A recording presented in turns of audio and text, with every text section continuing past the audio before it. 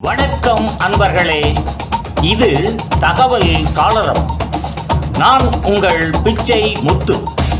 தகவல் சாளரம் வழங்கும் போர்களின் பிடியில் பூமியின் மடி. முதல் உலகப் போரின் முக்கியமான வரலாற்றை கூறும் தொடராக இதோ வருகின்றது இந்த தொடரின் இன்றைய காணொளி.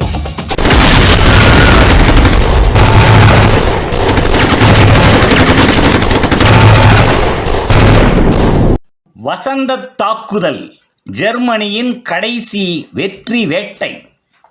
1918 ஆண்டின் குளிர்காலம் முடிந்து ஐரோப்பாவின் போர்க்களங்களில் வசந்த காற்று வீசும் நேரம்.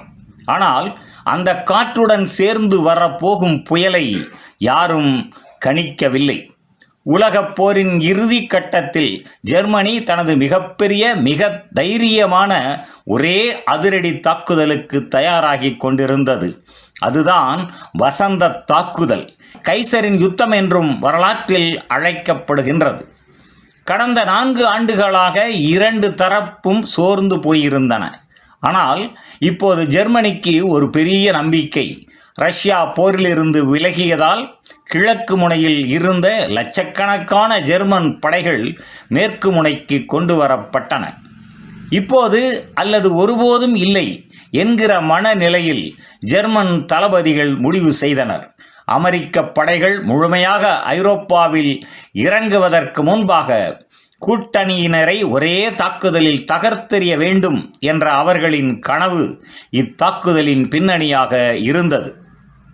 1918 மார்ச் 21 காலை மணி 4:40 மேற்கு முனையில் அமைதியாக இருந்த இரவு திடீரென அதிர்ந்தது.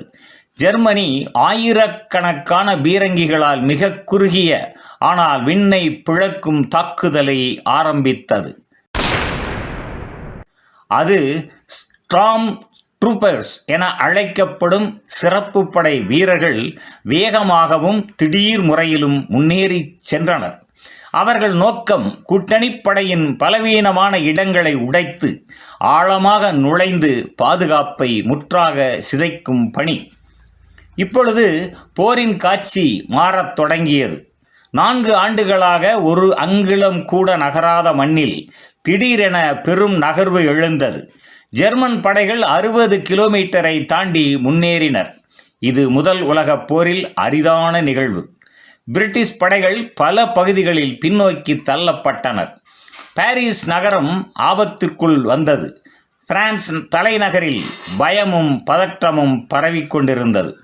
ரயில்கள், வண்டிகள், கால்நடைகள், மக்கள் எது கிடைத்தாலும் அதில் ஏறி நகரை விட்டு வெளியேறத் தொடங்கினர்.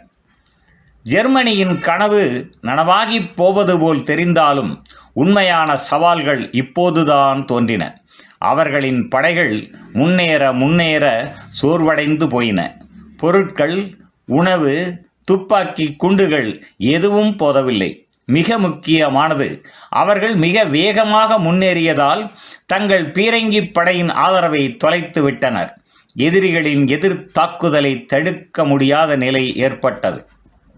இந்நேரம் அமெரிக்க படைகள் ஐரோப்பாவில் தொடர்ச்சியாக இறங்கத் தொடங்கின.